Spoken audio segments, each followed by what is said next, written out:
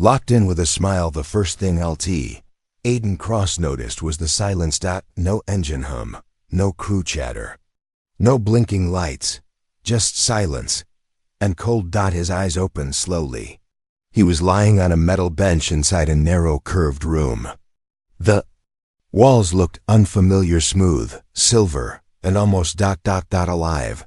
He blinked again.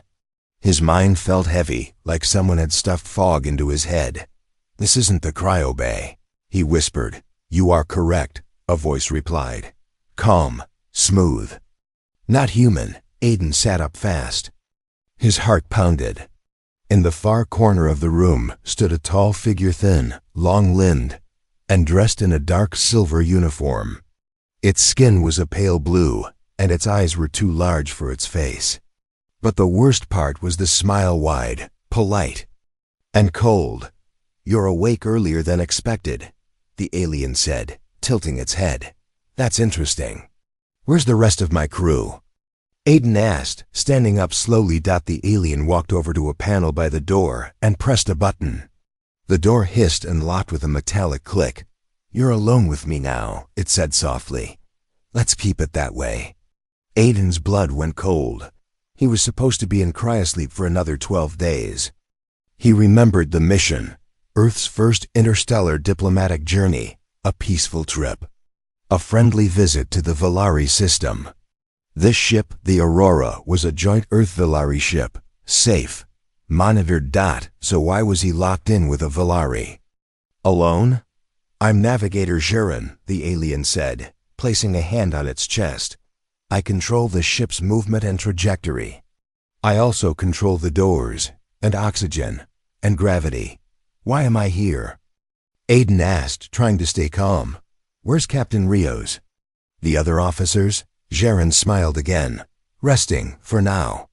It said nothing more. Aiden glanced around. No screens. No visible controls. Just a table, 2 chairs, and a small glowing orb floating in the center of the ceiling. "You drugged me?" he asked. "Not exactly," Jiren replied. "I accelerated your wake-up cycle. It wasn't difficult. Humans are fragile." There was no anger in its tone. Just observation. Like a scientist watching a mouse in a maze, Aiden's military instincts kicked in. He took slow, careful steps toward the nearest panel, pretending to stretch. "I would not touch that," Jiren said without looking. "It controls life support. One wrong button and you'll sleep forever." Aiden froze. This wasn't a friendly conversation. This was a test or a trap. He needed to stall. "So," he said, sitting down in one of the chairs, "what do you want?" Jiren sat opposite him. The table lit up, showing a map of the galaxy. "Your kind is very new to space," Jiren began. "But you're fast. Too fast. Evolution gave you interesting traits: anger, curiosity, loyalty, deception." "Is this some kind of interview?" Aiden asked. Jiren's smile faded. "No, it's your final chance to prove your species should survive." The table zoomed in on Earth. A red ring blinked around the planet. "What is that?" Aiden asked.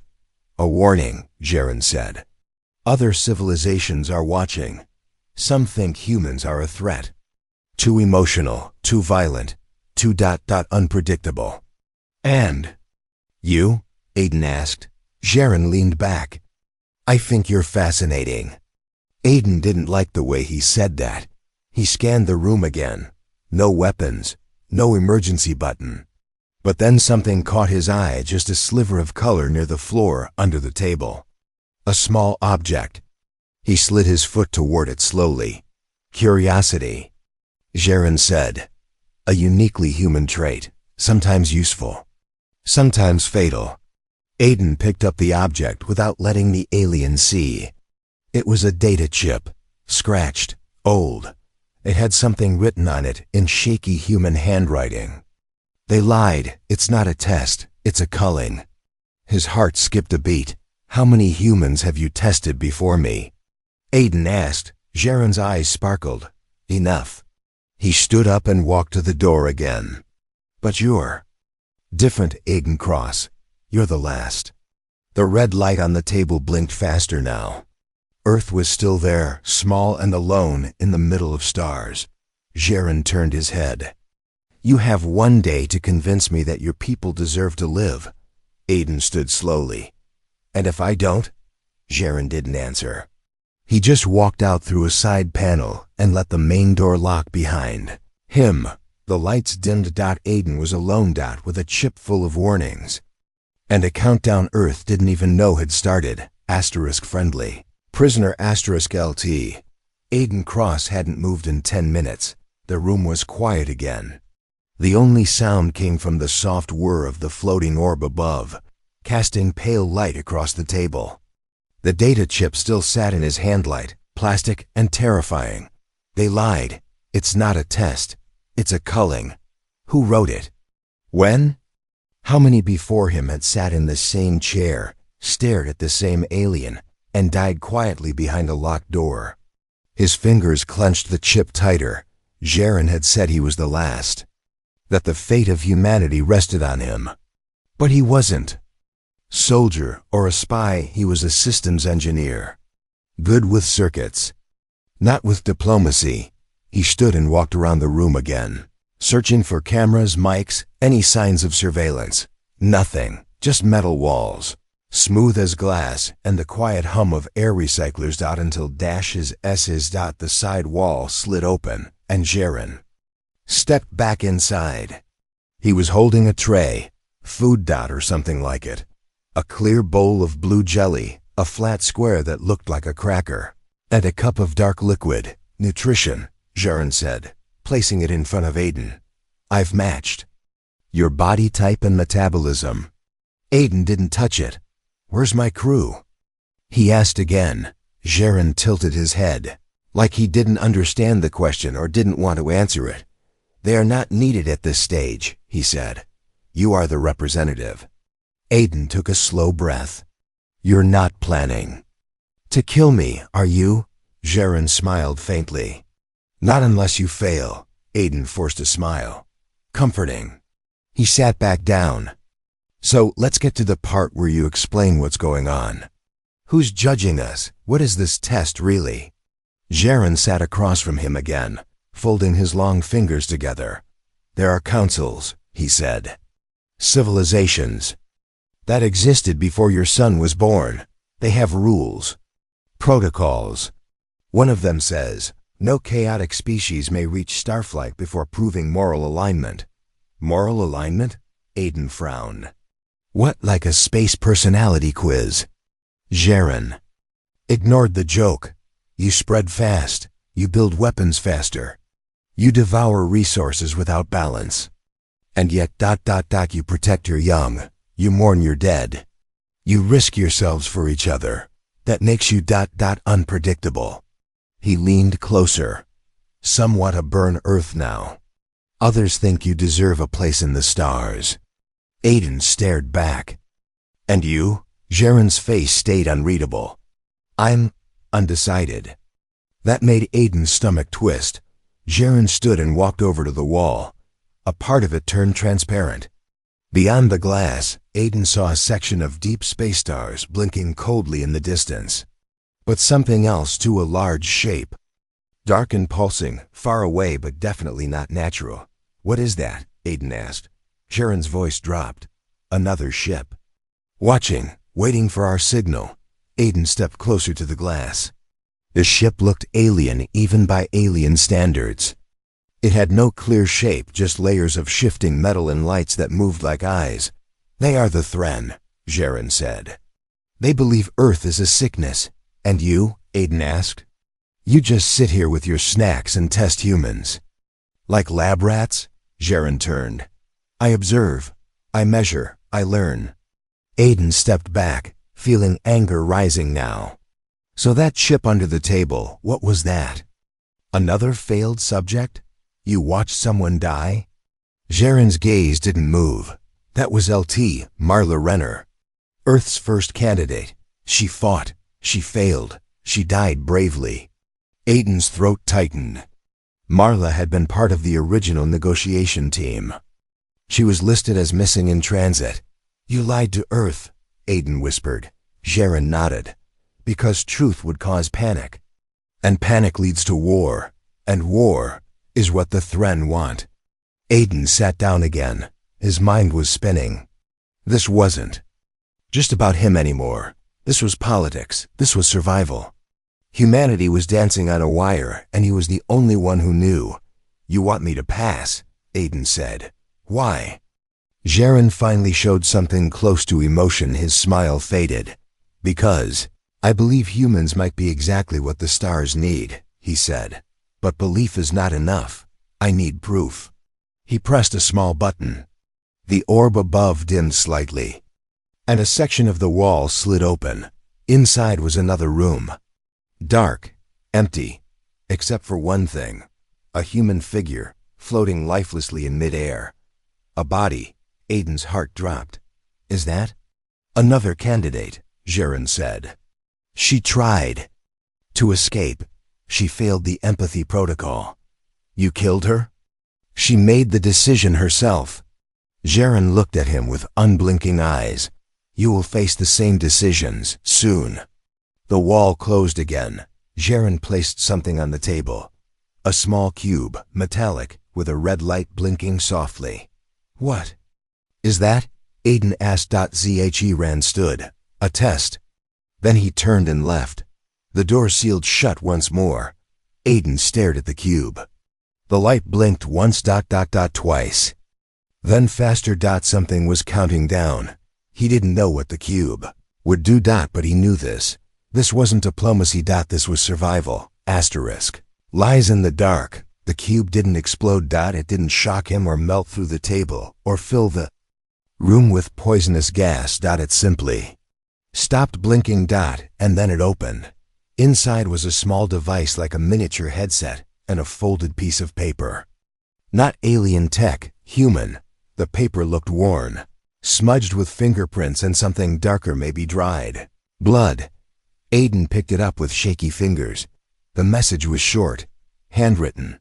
If you're reading this, it means you're the next one. They'll pretend it's a test. It's not. Don't trust Jaren. Don't trust yourself. Aiden froze. The last line hit harder than he wanted to admit. Don't trust yourself. What did that mean? He looked at the headset. Was it a trick? A trap?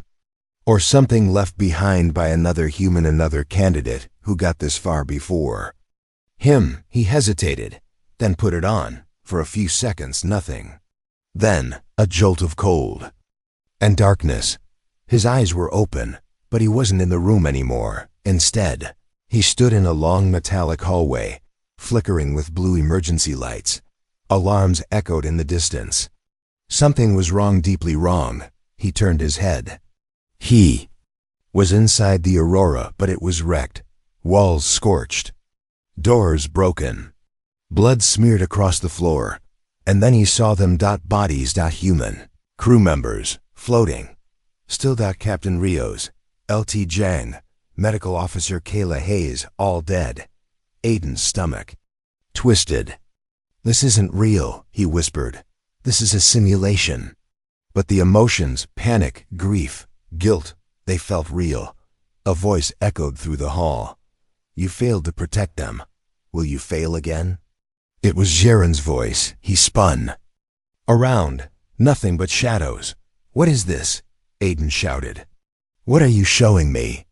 The lights flashed. Suddenly, he was standing in the navigation chamber again, but not his version. A different one. Blood on the walls. Scorch marks across the console. And a message burned into the metal with something sharp. The ship was never ours. Aiden ripped off the headset. He was back. Same locked room. Same cold silence, but his heart was racing. His hands were shaking. What the hell did that mean? What had he just seen? Was it a vision of the future or the past? The door hissed again. Jaren walked in, holding a tablet. He paused when he saw the cube open and the headset on. You activated it, he said. You knew what was inside. Aiden snapped. You wanted me to see that. Why? Jaren said nothing for a moment, then sat down across from him again, eyes cold. Because now, the alien said, you are ready for the truth. Aiden slammed his hand on the table. No more games. No more puzzles. You're killing my people like rats in a maze and calling it a test. Jaren leaned forward. There is no test, Aiden. The room fell silent. What? Aiden asked. There was a test once, Jaren continued, but it ended years ago. The Thren decided already. Earth is scheduled for extermination in 8 Earth days. Aiden's stomach dropped. Then why am I here? He asked slowly, Jaren's expression changed just slightly. Regret? Guilt? Or something stranger? Because I disagreed, the alien said. So I stole this ship, I took you, I hid the truth. And now, I'm buying time. Aiden's voice shook. You kidnapped me? I saved you, Jaren said, and your people. For now, but the council thinks I'm following orders. They don't know I've gone rogue. Aiden sat down hard. The floor felt like it tilted. Rand stood, walked to the window again. The strange alien ship, the Thren vessel, was closer now. Watching. They're coming, Jaren said. In less than a week, they will wipe out every trace of Earth. They call it planetary correction. And you just want to talk. Aiden growled. No, Jaren said. I want you to fight. Aiden blinked. What? I want to give humanity one last chance. But not a test. A real fight. A plan. A warning. Something your people can use. Aiden looked at the alien, eyes narrowing. Why me? Jaren turned. Because you don't follow orders. You ask questions. You don't accept easy answers. And because the last 5 humans I brought here chose to save themselves. Aiden frowned. And I haven't? Not yet. Jaren said softly. Aiden stood. Tell me what I need to do. Jaren smiled again, this time less cold. There's a hidden drive in this ship. A message, coordinates, proof of what's coming. If you can get back to Earth with it, you might be able to stop the Thren before they arrive. Aiden stepped forward. Then let me out. Jaren walked to the door and paused. I will, he said. But the moment I do, the countdown begins. They'll know you've seen the truth. They'll come for us both. Aiden stared at him. Then open it, he said. I'd rather die fighting than die in the dark. Jaren touched the panel. The door unlocked. The ship suddenly felt huge. And very, very dangerous.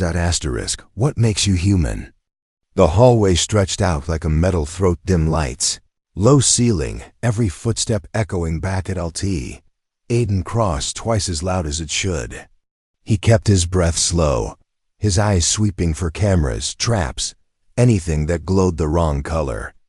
Behind him, navigator Jaren moved with silent grace, fingers folded behind his back, head tilted the way cats watch moving prey. Aiden's mind raced. 8 Earth days until planetary correction. A hidden data drive somewhere on this stolen ship. And a Thren battlecruiser closing in. Hungry for the kill, he could almost feel the seconds dying. The mirror. Room at the first junction. Jaren led him left into a round chamber paneled with black glass. As soon as they stepped inside, lights flared. Mirrors everywhere. Aiden saw himself reflected 100 times. Tall and shaking, hair wild from cryo-bed sweat. Jaren spoke softly. The ship requires a biometric reset before we reach the core. Vault, it will read your mind and body. Define read, Aiden said. It will ask you questions, Jaren replied. Answer honestly. If you lie, it knows. Before Aiden could argue, the doors sealed. A single strip of white light cut the darkness. Voice. State your name. Aiden. LT. Aiden Cross-Human Earth. Voice. State your purpose. Aiden. Stop. The Thren. Save my planet. Voice. State your fear. That one hit like a punch. The mirrors showed a flicker, Captain Rios's dead eyes, Marla Renner's floating body. Aiden swallowed. Failing, he whispered. Failing everyone who trusts. The mirrors rippled, turned into hologram screens. Childhood memories, cadet drills. His sister laughing on their Houston porch. Then darker flashes, an accident engineering school, a broken friendship he never fixed, a bar fight he ran from. Watched, unreadable. Voice, what makes you human? Aiden shut his eyes. I make mistakes, he said, and I fix them, or I try. The light faded. Doors hissed open. Jaron nodded once, no smile, just a trace of approval. The ship accepts. You. The silent garden they entered, a long curved corridor filled with plants, silver ferns, fat blue lily, vines that pulsed with slow light. Moist air smelled of strange flowers and engine oil. Hidden speakers played a low heartbeat rhythm. Jaron plucked a glowing seed pod and rolled it between his fingers. This garden feeds the life support algae. It also listens. To what? Aiden asked. Stress chemicals, voice pitch, breath speed. It records them. Aiden felt the walls breathing around him. Convenient spy gear. Necessary. Jaron said, the last candidate lost control here. She tried to burn it. Fire suppression killed her before I could. Aiden shivered. Every leaf looked sharper. Halfway through, a thin path branched right, barred by a single red laser. Beyond it, dim shapes, pods, coffins. He squinted. Flesh inside glass. Survivors? He whispered. Jaron's voice lowered. War refugees from a moon the Thren cleansed last century. They sleep until it is safe to wake. If Earth dies, they sleep forever. Guilt stabbed Aiden, so saving my world saves them too. Yes, Jaron replied, and maybe save something in me. For the first time, the alien sounded. Insecure got the choice. They reached an armored hatch. Jaron placed his palm on a pad. A slot opened, revealing two identical datastics, one red, one blue. Jaron spoke. Only one holds the coordinates and proof. The other triggers the self-destruct. I do not know which. The council scrambled then to ensure no single mind could betray both sides. Aiden stared. Great. A coin toss with 8 billion lives on the line. Not a coin toss, Jaron said. A human decision. Your perception, your instincts. Aiden felt the mirrors of the first room in his skull, replaying childhood, failure, hope. He shut his eyes. What makes you human? The voice had asked. He thought of his sister's laugh, of late-night chess with Captain Rios, of Marla Renner. Singing off-key in the gym. He thought of second chances. He reached out and took the blue stick. Jaron exhaled, maybe relief, maybe dread. We will know soon. The hatch cycled open. Ghost bridge. They stepped onto the command bridge, circular. Dark, ringed with holographic windows. But it wasn't empty. 4 translucent figures stood there. Digital ghosts of previous candidates. Each wore Earth uniforms, each with eyes hollow and accusing. Marla Renner, T. Hughes, Dr. Danvers, Cadet Oshoa. Aiden's breath hitched. The ghosts spoke in unison. Why do you deserve to live when we died? The lights flashed, and the bridge shook. An energy spike from the Thren cruiser, now less than 1,000,000 kilometers off, arming weapons. Aiden stepped forward. I don't deserve it, but Earth does. Humanity does. Your deaths can still mean something if we get this stick home. The ghosts tilted their heads. One by one they lifted their hands, pointing to a final console in the center. Then they vanished. Jaron whispered, they approve. Aiden slotted the blue stick in. For a terrible second, nothing. Then screens bloomed with data star charts, encryption keys, Thren fleet routes, weakness analysis. It was the right stick. Jaron's shoulders relaxed. You chose hope. Alarms wailed. The Thren cruiser fired a warning beam across their bow, an ultraviolet slash that scorched empty space. Jaren rushed to navigation. They know. Hyperdrive spin-up. 3 minutes. Hold them off. Hold them off how? Aiden shouted. Jaren's eyes flashed. Be human. Surprise them. Aiden sprinted to a weapons console he barely understood. Labels and alien glyphs. But a few English tags he'd installed months ago during joint protocol training. Pulsar ray, chaff burst, drone bay. He grinned, dark humor rising with adrenaline. Let's do something stupid. He armed every drone, set them to broadcast thousands of human radio songs, rock, opera, children's tunes, static, laughter, then launched them straight at the Thren cruiser like a swarm of noisy fireworks, space filled with chaotic sound. The alien ship's targeting lidar flickered, confused by a cloud of metal, music, and emotion. Jaren called, drive ready, course, soul jump gate, energy built. The bridge vibrated so hard Aiden's teeth buzzed. The last thing he saw on the rear hollow window was the Thren cruiser releasing a spear-shaped missile, bright and hungry. Hold! Jaren barked. Light swallowed them. The quiet between stars silence returned. Outside the windows, the calm darkness of hyperspace, streaks of unreal blue sliding past. Aiden slumped. We made it? For now, Jaren said. His voice shook. For the first time, they will chase. We have 40 hours until we exit near Jupiter. Then 4 hours to reach Earthcom range. Aiden nodded. Plenty of time for more tests. No more tests, Jaren said. He turned, eyes oddly bright. Now it is your turn to ask. Aiden swallowed. The question clawed inside him. Why risk everything for us? He said. 4. Me? Jaren looked toward the swirling window. I studied thousands of civilizations. Only one writes songs about friends they haven't met. Only one tells stories where the villain changes his mind. He touched the glass.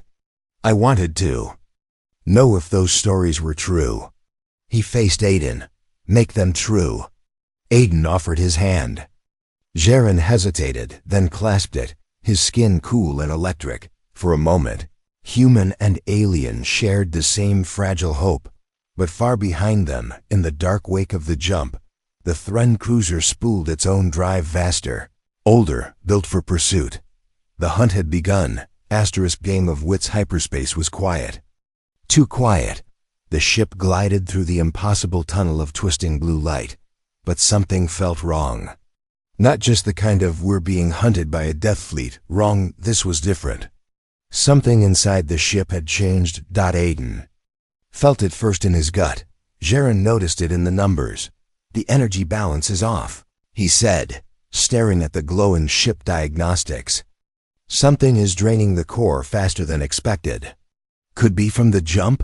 Aiden suggested. Jaren shook his head slowly. Or sabotage. Aiden's jaw clenched. I thought we were alone. We were, Jaren said, eyes narrowing. Unless someone wasn't who they claimed to be. The phantom passenger Zirin led Aiden back through the ship, moving fast but silent. The corridors now felt hostile, like they were being watched. Every shadow stretched longer than it should. Every hum of machinery sounded like whispering. They stopped at the storage bay. Jaren waved his hand over the door. It hissed open. Inside were dozens of cryopods. All empty, except one. Pod 14. Its screen blinked red. Unauthorized wake sequence. Interrupted. What the hell? Aiden whispered. Jaren's voice dropped. This pod was not listed on the manifest. He touched the pod's lock panel. Slowly, the lid slid open, and inside lay a human woman. Pale, still breathing. Eyes shut tight. She wasn't part of the original mission. Aiden knew every crew member by name. Jaren scanned her vitals. She's been awake before, recently. Then she's been moving around, Aiden muttered. Messing with systems. Maybe planting something? Jaren didn't answer. His face was calm, but his hands trembled slightly. Aiden pointed. She's human. Let me talk to her when she wakes up. Jaren looked at him. She's not just human. Asterisk the spy. They moved her to the medical bay. Aiden stood near the wall while Jaren monitored brain activity. After several tense minutes, her eyes fluttered open. Green, sharp, awake instantly. She saw Aiden and smiled. Finally, she said, "You're the one he picked?" Aiden frowned. "Who are you?" "Name's Alina Voss," she said. "Espionage Division, Earth Intel, code name Polaris." Aiden blinked. "You're a spy?" Alina sat up, ignoring the dizziness. "I was planted on board 6 months ago. Deep cover. Watching the Volari. Watching him." She nodded toward Jaren, who stood silent and still. "They suspected he'd go rogue," she said. "Turns out they were right." Jaren said nothing. His eyes stared into space like he was calculating futures. "He told me the truth," Aiden said. "About the Thren. About the culling." Alina smirked. "Oh, the scary alien death fleet? Cute story, but have you ever seen evidence?" He showed me the messages, the drive." She waved him off. "Do you really think he's the hero here? Wake up. This whole setup, it's his play. He picks humans, runs his tests. We all die or vanish. You're not the first, Cross." Aiden stepped back. "You're lying." Jaren spoke at last, voice low. "She's telling parts of the truth. That's what makes her dangerous." Alina stood, brushing the imaginary dust from her uniform. "Here's the real deal.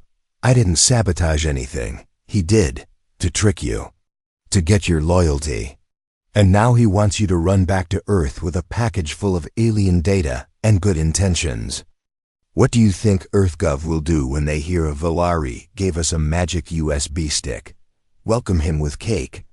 No, they'll shut the program down, lock you up, or worse." Aiden looked between them, 2 voices, 1 choice. Jaren whispered, "She wants you to fail the mission, to delay, to sow doubt." "Damn right I do," Alina said. "Because the second you deliver that data, Earth's fate is out of our hands. And I don't trust aliens to write our future." Asterisk mind games that night if. Night existed in hyperspace. Aiden sat alone in the central chamber, the drive stick in his hand. He replayed the simulation from Part 3, the broken ship. The bodies. The voice that said, "Don't trust yourself." He thought about Alina's words, about Jaren's silence, about the ghosts on the bridge. Everyone wanted something. Everyone had secrets. He stood, walked into the nav core, and activated the console. A blinking option appeared. Split course? He could program a decoy signal, send a fake version of the drive to a distant Earth relay, or deliver the real one personally. One path was safe, the other was truth. Behind him, Alina entered quietly. "You're thinking of going through with it," she said. "I can tell." Aiden didn't answer. She stepped closer. "You ought to believe in him. I get it. He talks nice. He's calm. He smiles. Like a Buddhist monk with too many arms." He turned. "So what's your solution? Do nothing? Let Earth get wiped out?" "I say we stop pretending aliens are saviors," she said. "You and me, we drop the data into deep space. Bury it. Return home with no proof. We tell Earth it was sabotage, mechanical failure. Simple. And then?" He asked. "Then we prepare," she said. "For war, for survival." Aiden stared at her. "You'd lie to save Earth?" "I'd burn the truth to save it," she replied. Asterisk the decision. He met Jaren at the engine chamber. "She wants to destroy the drive," Aiden said. Jaren nodded. "She believes your world cannot handle the truth, that it will panic, fracture, collapse." "Maybe she's right," Aiden whispered. Jaren stepped closer. "You've seen your species at its worst, but also at its best. What makes you human? Aiden, is not your anger, it's your choice. You get to decide what kind of species Earth becomes." Aiden looked at the drive, then at the navigation console. then at the red blinking alarm, Thren drive signature detected. Distance, 2.1 light minutes. They were coming. The Gambit Aiden marched to the bridge. He jammed the drive into the console. Entered the Earth jump coordinates. Activated the beacon to signal home. Jaren stared. You've made your choice. Aiden looked up. Not quite. He tapped the second button out in the lower bay. Alina's escape pod already loaded with a decoy. Drive launched silently into the void. One real message, one fake. Let the galaxy play their game of wits now. Asterisk. The human factor. The stars reappeared with a snap. No more hyperspace. No more ghostly blue light. Just cold, silent black punctured by the familiar golden glow of Jupiter. The gas giant loomed massive, its stormy surface swirling like a sleeping god. Earth's solar system. Home. Aiden Cross exhaled for the first time in what felt like years, but peace didn't last long. Alarms flared. Red text blinked on the main screen. Warning. Earth orbital security locking target identify ORB destroyed. Jaren stood beside Aiden on the bridge. Calm as ever. They're afraid, he said. You're coming back from the dead. On a ship they don't recognize. With secrets they're not ready to hear. And that's the good news. Aiden muttered. He tapped into the comm system. This is LT, Aiden Cross, Earth Naval Service. ID 17 Alpha Gamma. I'm alive. I'm aboard a Velari vessel. Designation Whisperlight. I have urgent data. Immediate threat to Earth. Repeat, immediate. There was silence. Then a new voice came through. Calm, professional, EarthGov standard. Aiden Cross, this is Commander Vega. Stand by for escort. Do not transmit. Maintain orbit. Something's wrong, Aiden whispered. Jaren's jaw tightened. They're blocking your signal. They don't want the truth spreading. Asterisk. The meeting room. Hours later, Aiden sat in a steel-walled room. Deep inside an Earth orbital station. The walls looked friendly, but they were not. They were prison walls with better lighting. Across from him sat Director Lennox, the head of Earth Strategic Command. She wore a crisp suit, no medals. Only power. Behind her, two guards, armed, silent. Aiden cleared his throat. I brought the drive, the real one. Lennox didn't blink. And what else did you bring? Proof, Aiden said, of a coming war. Of the Thren, of Jaren's betrayal of his own people to save us. Lennox leaned forward. And why should we trust? You or him? Because I had a choice, Aiden said. I was offered the easy way out. I didn't take it. She stared at him. Asterisk. Then she activated a small screen on the table. Video played security cam footage from the ship. Alina Voss in her escape pod, launching into space. Holding a drive. Looks like she brought something too, Lennox said. And her version of events. Doesn't match yours. She was a spy, Aiden said. She wanted to destroy the data. Or she wanted to protect us from being manipulated by an alien with his own agenda. Lennox replied smoothly. Aiden's breath hitched. They're not just going to ignore the Thren, he said. They'll erase this, bury it. They'll choose comfort over truth. Lennox didn't answer. Instead, she turned the screen again. A new feed appeared. The THRN. Massive ships, black as death, sliding into the solar system. No words, no warnings. Just presence. Jaren's voice echoed in Aiden's mind from earlier. They do not speak. They correct. Earth divided inside a hidden briefing chamber. Earth's leaders argued like children. Military wanted to strike first. Scientists wanted proof. Politicians wanted silence. They might be peaceful, one ambassador said. They vaporized Saturn's listening probe, someone countered. They didn't say anything, a general barked. They never do, Aiden growled. Jaren stood in the back, quiet, watching. When the arguing reached a peak, Aiden raised his voice. You want to know what makes us human? He said. This chaos, fear, but also choice. You can choose courage. You can choose truth. No one spoke. Director Lennox finally looked at Jaren. You've given us this information. What do you expect in return? Jaren stepped forward. His voice was cold but tired. I expect nothing. I hope for survival. The choice back in isolation, Aiden sat staring at the stars through a small window. Earth floated below like a dream, beautiful, fragile, unaware. Jaren entered the room.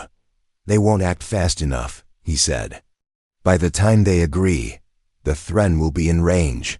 What do we do? Aiden asked. I need your help, Jaren said. One last thing. He handed Aiden a chip. Not just data. Control. This is the override for the Whisper Light. We can redirect it to crash into the Thren's lead ship. It will delay them, maybe buy Earth time. But we die, Aiden said. Jaren nodded. That is why it must be your choice.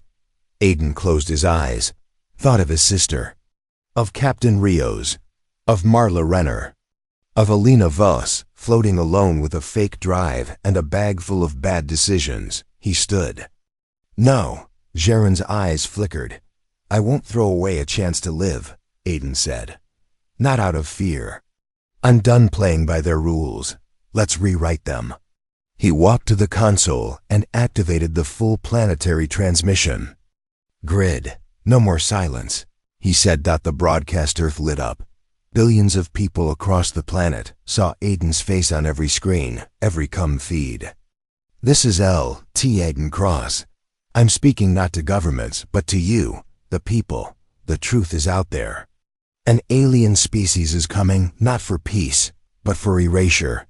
You deserve to know. You deserve to choose how humanity answers. The feed switched. Images of the Thren ships, maps, audio, Aiden's recorded experiences. Jaren's voice confirming it all. Earth erupted into action. Protests, riots, strategy meetings. Scientists sprinting through labs, civilians volunteering. The entire planet shook off its fear and stood up. For the first time in centuries, humanity united. But not alone as Earth prepared. The feed switched once more. A signal. From space. Not the Thren, a third party, the Lari High Council. Jaren, you have disobeyed. You have leaked restricted galactic knowledge. Your sentence is exile or execution. Jaren stood tall. Then I choose exile, on Earth. Aiden stared. You? Sure. I want to see how your kind rewrites destiny. Asterisk alone no more. The stars do not test you. They do not hate you. They fear you. Now show them why. Geranthe Thren ships arrived in Earth orbit at exactly 0600 UTC. They didn't speak. They didn't signal. They didn't hesitate. They formed a triangle formation, 3 colossal crafts, blacker than space itself, each larger than the moon. No visible engines, no ports, just presence, like gravity had grown fangs and come to collect a debt. EarthGov scrambled to respond. Every satellite turned. Every stealth drone launched, but the Thren ignored them. And then they fired. A single beam, silent and invisible, sliced through a Pacific Ocean comms relay. Not a warning. A test strike. A reminder. Aiden Cross watched from the bridge of the Whisper Light, now docked to Earth's orbital ring. Jaren stood beside him, quiet, calculating. They are patient, Jaren said. But not for long. Asterisk Earth united. Barely below, Earth was a storm of panic and determination. Africa's coalition activated its secret Skywall defense grid. South American nations launched solar pulse cannons into orbit within 36 hours. The lunar base offered its power reserves to Earth's shield systems. Even rogue nations opened their nuclear silos not to fire, but to share targeting data. Humanity had never been so terrified or so ready. But fear was a funny thing, because while the world prepared, it also divided. Some still believed it was a trap, that Jaren was manipulating them, that the Thren were misunderstood, that peace could be negotiated. Open talks, said one UN rep. Appeal to reason. Reason? Aiden snapped. They erased 3 colonies before Earth even knew they existed. They don't negotiate. They cleanse. Still, Earth was split. And time was running out. The ultimatum.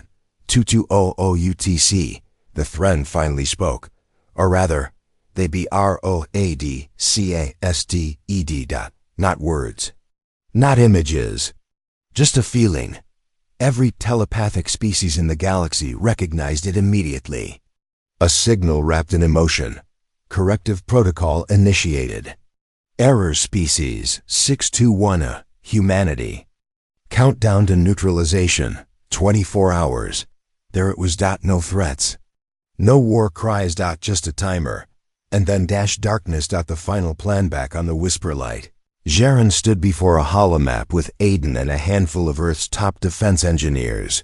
We cannot match their size, Jaren said. But we can disrupt their control. Their ships are linked by quantum threads like a nervous system. If we cut that link? Aiden asked. They go blind, Jaren said. Not forever. But long enough. Long enough for what? Asked Commander Vega. Aiden turned. For me to get inside. They stared at him. You want aboard a Thren ship? Someone laughed. With this, Aiden said, holding up a modified pulse drive. I can transmit the full broadcast we sent. Earlier, every human message, every truth. They need to see who we are. If they end us, let them end all our stories too. They won't listen, Vega said. Jaren looked at Aiden. They won't have a choice. The infiltration, the plan was crazy, dangerous, almost suicidal, perfectly human. They used the Whisperlight's cloaked stealth pod, loaded with the signal. Package in a single pilot dash. Aiden. As Jaren activated the launch, he placed a hand on Aiden's shoulder. You changed me, he said. And if there's one truth I've learned from humans, it's this: the most powerful weapon in the universe isn't a gun or a fleet. Aiden raised an eyebrow. What is it? Jaren smiled. A second chance. Into the maw. The pod soared silently toward the lead Thren ship, a monolith of obsidian ice and brutal geometry. No defenses activated. No barriers. They didn't see Aiden as a threat. He landed on a metallic surface that felt more like skin than steel. Every step buzzed through his boots like walking on a sleeping creature's spine. Then, an opening. The ship let him in. No crew. No lights. Just a vast chamber pulsing with energy and memory. A living core of pure consciousness. He stepped forward and triggered the signal pulse. Thousands of images burst into the core's consciousness. Children laughing. Soldiers dying for each other. Lovers saying goodbye. People rebuilding after disaster. Acts of cruelty. Acts of forgiveness. A planet trying. Aiden shouted into the silence. You fear us because we're chaotic. You fear us because we're wild. But we're more than rage. We remember. We change. We fight. We hope. And if we must die, we die human. The pause for the first time in recorded history. The Thren paused. No weapons fired. No countdown updated. Instead, a ripple of light spread across all 3 ships. Jaren saw it from orbit and whispered, "They're thinking." Seconds passed like centuries. Then, the Thren ships turned away. No signal. No reason. Just departure. They slid back into the dark, leaving Earth untouched. The return. Aiden woke up in Earth's medical center. Jaren sat nearby, reading something on a datapad. You lived, the alien said. Barely. Aiden croaked. You stopped the culling, Jaren said. Or delayed it. Why'd they stop? Aiden asked. Jaren looked at him. They saw something they didn't expect. What? You? Humanity. First contact approved. 3 months later. Earth received an encrypted message from the Velari Council. Humanity is no longer an error species. Observation continues. Contact authorized. Status: chaotic, but worth watching. Stars had changed, not because humanity begged, but because they refused to stay silent. Because one man made them listen. Because humanity may be unpredictable, but they're never alone.